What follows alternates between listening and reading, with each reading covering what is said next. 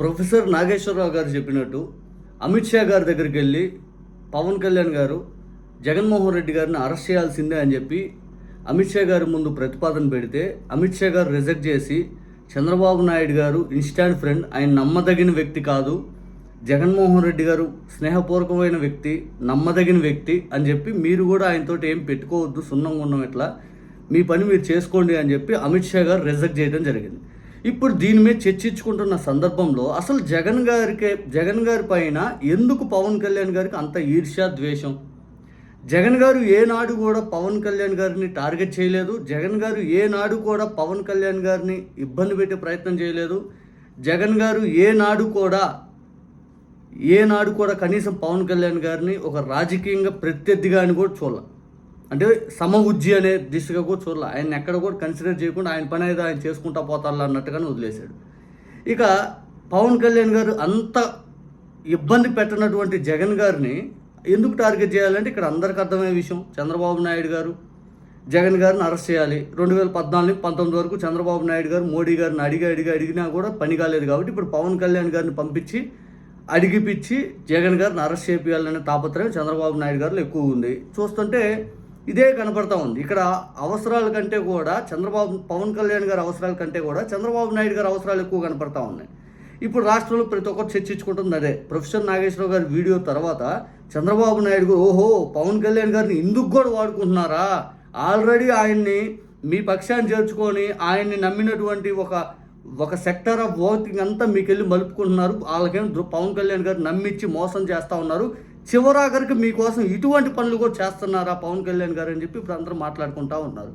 ఇదే పవన్ కళ్యాణ్ గారు ముందు కక్ష సాధింపు తీసుకోవాలి, ముందు ఇబ్బంది పెట్టాలి అనుకుంటే ఎవరిని ఇబ్బంది పెట్టాలి? టీడీపీ నారా లోకేష్ గారిని గతంలో పవన్ కళ్యాణ్ గారు ఏమన్నారో ప్రపంచం మొత్తానికి తెలుసు. అసలు పవన్ కళ్యాణ్ గారిని ఏదైతే ఎలా తిట్టించారు, ఏం చేశారని చెప్పి టీడీపీ వాళ్ళు, అదే నారా లోకేష్ గారు గతంలో ఈ మాట మాట్లాడారు, వినండి.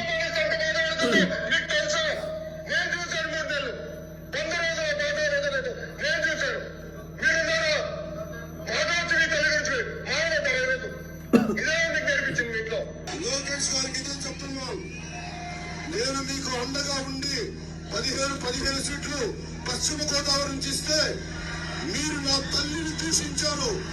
తెలుగుదేశం పార్టీని లోకేష్ గారిని క్షమించను, మర్చిపోకండి.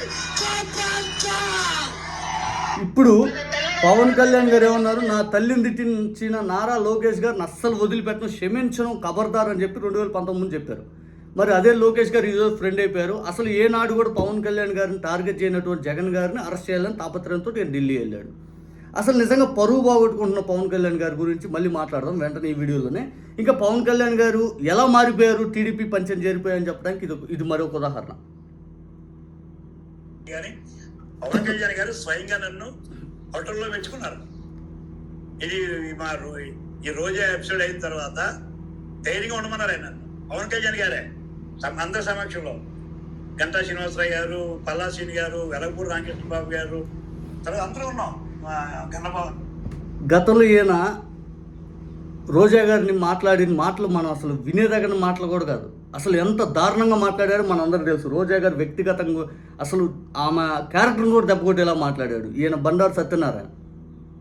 దానికి పవన్ కళ్యాణ్ గారు ఈయన అప్రిషియేట్ చేశారంట. రోజా గారిని దారుణ మాటలు కావాలంటే యూట్యూబ్లో మీరు కొట్టుకొని చూడండి, ఎంత దారుణంగా మాట్లాడాడు. ఆ కన్నీళ్ళు కూడా పెట్టుకున్నారు. అటువంటి మాటలు మాట్లాడేవా అని చెప్పి ఈయన అప్రిషియేట్ చేశాడంట.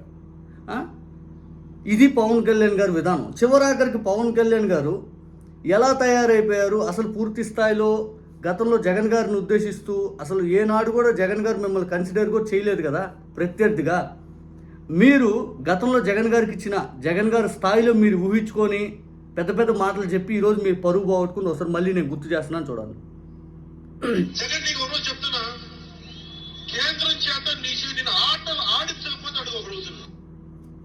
చూసారా, కేంద్రం చేత నిన్ను ఆటలు ఆడించకపోతే చూసుకుందాం 5 అని చెప్పి ఛాలెంజ్ చేసిన వీడియో ఇది. ప్రొఫెసర్ నాగేశ్వరరావు గారి వీడియోలో క్లియర్గా చెప్పింది ఏంటి, జగన్ గారిని అరెస్ట్ చేయాలని చెప్పి అమిత్ షా గారి దగ్గరికి వెళ్తే జగన్ గారు స్థాయి ఏంటి ఇక్కడ మీరు చూడండి. జగన్ గారు మాకు ఎప్పటికైనా కావాల్సిన వ్యక్తే, జగన్ గారు నమ్మదగిన వ్యక్తి. ఆయన ఒక్కసారి స్నేహపూర్వకంగా ఆయనతో ఉంటే ఏనాడు కూడా మనల్ని ఎప్పుడు కూడా మోసం చేయడు. చంద్రబాబు నాయుడు గారు ఇన్స్టాంట్ ఫ్రెండ్, అవసరాల కోసం వచ్చే వ్యక్తి. ఆయన అవసరం జరగగానే వెళ్ళిపోతాడు. జగన్ గారు అవసరాల కోసం ఉండడు, నమ్మితే ఎంత దూరమైన వస్తాడు. అటువంటి వ్యక్తి పక్షాన మేము ఖచ్చితంగా ఇబ్బంది పెట్టం, మేము ఆయన వెంట ఉంటాము ఆయనకి అని చెప్పి కేంద్ర ప్రభుత్వం చెబితే ఈయన గతంలో ఈయన ఛాలెంజ్ చేసింది కేంద్రం చేత నిన్ను ఆట ఆడుకుంటాను. ఈయన గతంలో పవన్ కళ్యాణ్ గారు కేంద్రంతో నేను ఆట ఆడుకుంటాను కేంద్రానికి చెప్పి, మరి ఇప్పుడు చెప్పారుగా, అది ఆయన స్థాయి. మీరు ఇప్పటికి కూడా పవన్ కళ్యాణ్ గారు మీ స్థాయి పెరిగింది, 21-20 స్థానాలు వచ్చేసినాయని మీరు ఆలోచిస్తున్నారు తప్పితే మీకు అన్ని స్థానాలు వచ్చినా మీకు అంత సీన్ లేదని పబ్లిక్ తెలుసు. ఈనాటికి కూడా నేను ముఖ్యమంత్రి కావడానికి పార్టీ పెట్టలేదు. ఎన్జిఓ ఆర్గనైజేషన్ నడుపుతున్నారు మీరు, ఒక ఆర్గనైజేషన్ అంతే, టీడీపీకి అనుబంధంగా ఒక ఆర్గనైజేషన్ నడుపుతున్నారు. పొలిటికల్ పార్టీ నడపట్లేదని పబ్లిక్ అర్థమైపోతుంది. మీకు జగన్ గారి మీదే ద్వేషం, జగన్ గారి మీదే కోపం, జగన్ గారినే అనకుండా ఏదైనా అన్నాడని ఎమోషన్ డైలాగ్ క్రియేట్ చేయడం మీకు కావాలి. ఆ ఎమోషన్తో చంద్రబాబు నాయుడు గారికి ఓట్లు పూర్తి స్థాయిలో మలుపుకోవడం మీకు కావాల్సింది. ఏం సాధించారా అంటే 100% సీట్లు అంట, అంత సీన్ లేదు. ఒక సీటు తమిళనాడులో IUML 2 స్థానాలు పోటీ చేస్తే 2 గెలిచారు. వాళ్ళు కూడా 100% స్ట్రైక్ రేటే మరి.